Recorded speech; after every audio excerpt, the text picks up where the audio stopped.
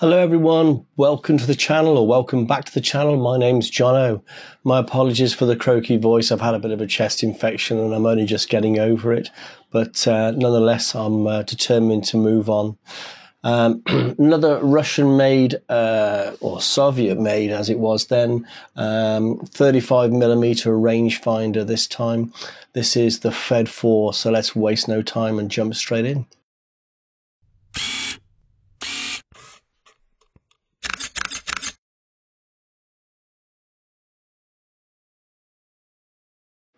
So you might remember this camera from a previous video of mine. This is the Zorky 4, a Soviet-era rangefinder camera. And this week's video is quite a similar looking and acting camera.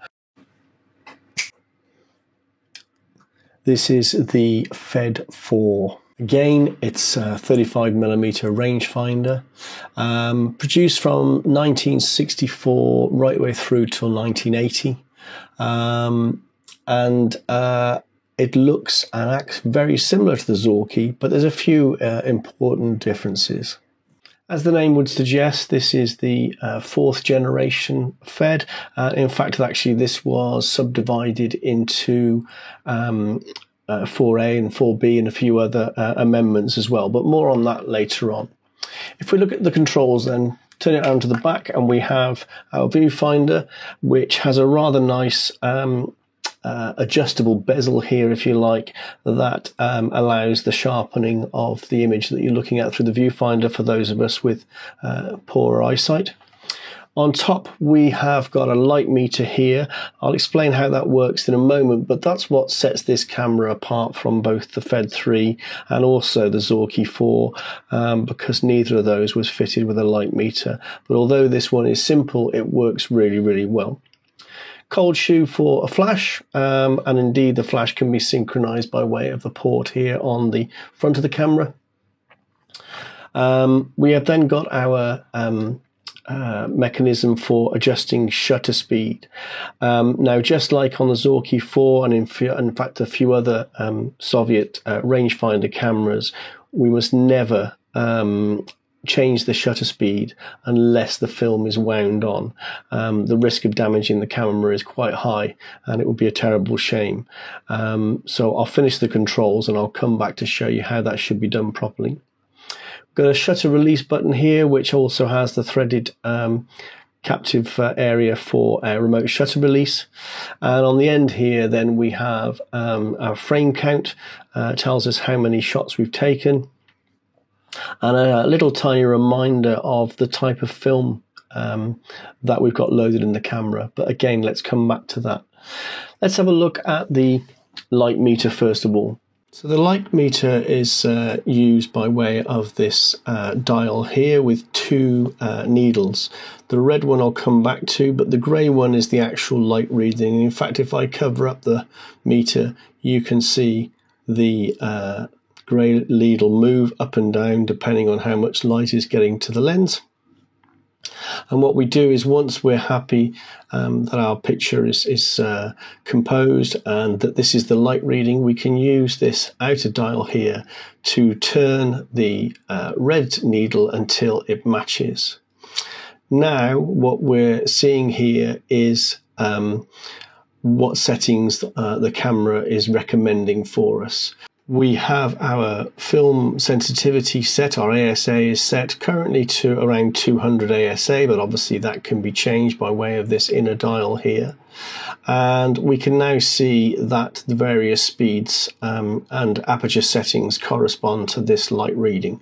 So, for instance, at 1/15th of a second, f11 would work, but likewise 250th of a second at f2.8 would also work.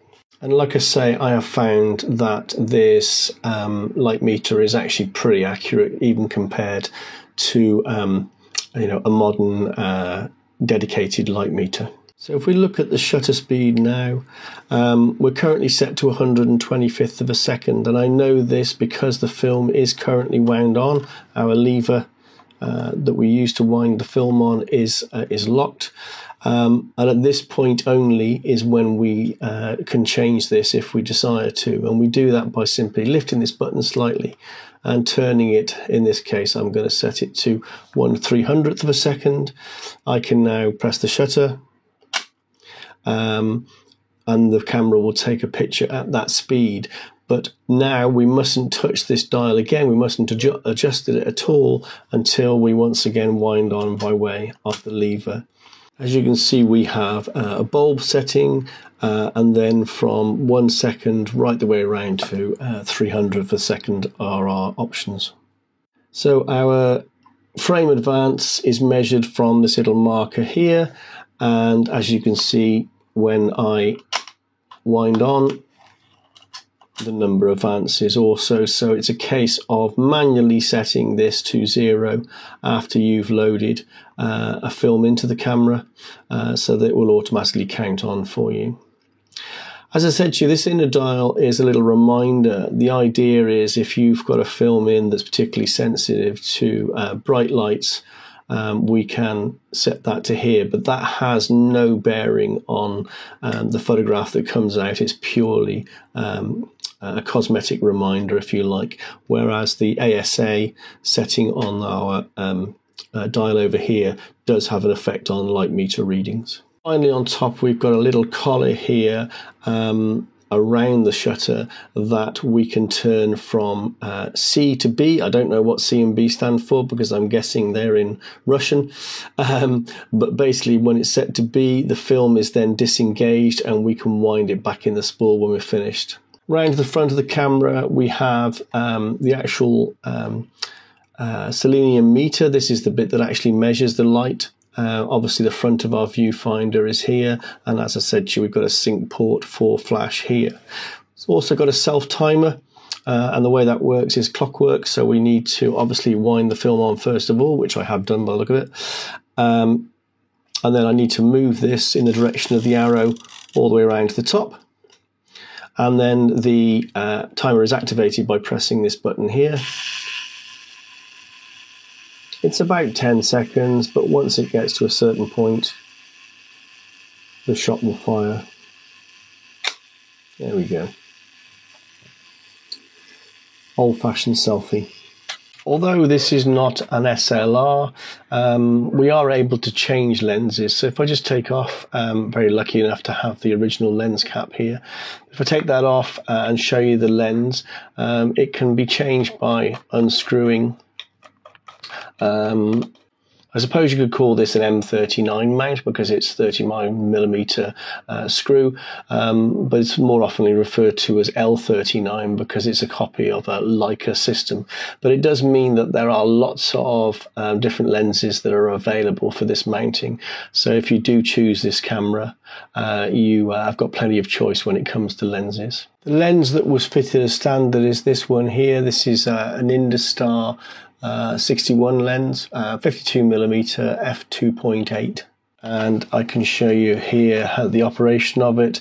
The very front ring here is our aperture, and you can see, as I say, f2.8 down to f16, and then our focus here ranges from about 16 feet to infinity, and as I say, by way of rangefinder process. On the bottom of the camera then we've got a mount for a tripod and our release buttons for the back of the camera so that we can load up a film. And I want to show you how that's done because it is quite different than your average modern 35mm. And so yeah, I've got a roll of Ilford HP5 black and white here, so let's put that in and show you how it works. So the first thing we do is lift these little clips here and turn them half turn outwards, and then what happens is the entire back of the camera can slide off. And then it's quite similar to the Zorky 4. This take-up spool, if you like, actually slides out, and we can remove it from the camera completely, and this is what we prepare the film with before actually putting it back into the camera. So the take-up spool has this little clip, which I'm hoping you can see on the video, quite heavily sprung, and that's what accepts the leader of the film. So what we need to do, make sure the straight edge of the film goes up against the bottom of the spool as closely as possible, and applying sometimes quite a bit of pressure, we would then slide this in underneath the clip a good distance, and like I say, just make sure it's pushed up against the bottom of the spool here. This is now then ready to go back into the camera. So if we pull a little bit out and place the film into the left hand side, make sure we've got enough slack that we can then push the spool back onto the right hand side. Oops, there we go. And we should find, if we just wind on a little way, that the film is taken up and that the holes are engaging with the sprockets. Now put the back on, and obviously make sure that the clips are turned half a turn back in towards each other and flattened off. And we just need then to wind on a couple of shots so that we're ready with some unexposed film.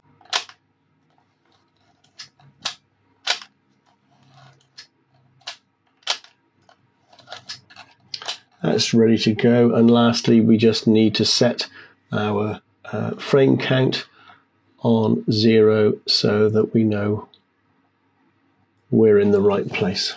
Finally then, when we're done shooting, we need to, as I said to you, disengage the film by turning this outer collar towards B, and we can then use the wheel on the side here in the direction of the arrow to wind the film back off this side, back into the spool ready for to be developed. So there we have it. That's the FED 4. Like I said to you, there is a FED 4A. This particular one is a FED 4B. There's some minor cosmetic changes in the style of the writing and so on, and also details on top or whatever. But you should easily be able to identify which one you've purchased should you go for a camera like this. And on that note, I would wholly recommend one. These are quite cheap to purchase still, luckily, although they're based on Leica. They don't suffer from the overinflation of prices that the Leicas do. And certainly UK prices, you'd be expecting to pay about 30, 35, possibly £40 for a very good example of one of these. And so for, you know, the price of a few rolls of film, you get yourself a very nice camera indeed. So there we go. Hope you enjoyed that. Definitely a camera to look out for if it's something that interests you. Another massive thank you to everybody that has interacted with the channel, whether it be liking, commenting, subscribing, to all the very supportive folks on the Discord server, Creative Hub. It's really, really appreciated. Trying to get to 500 subscribers, and I'm tantalizingly close now. So thank you everyone. Until next time, have a great one. See you soon.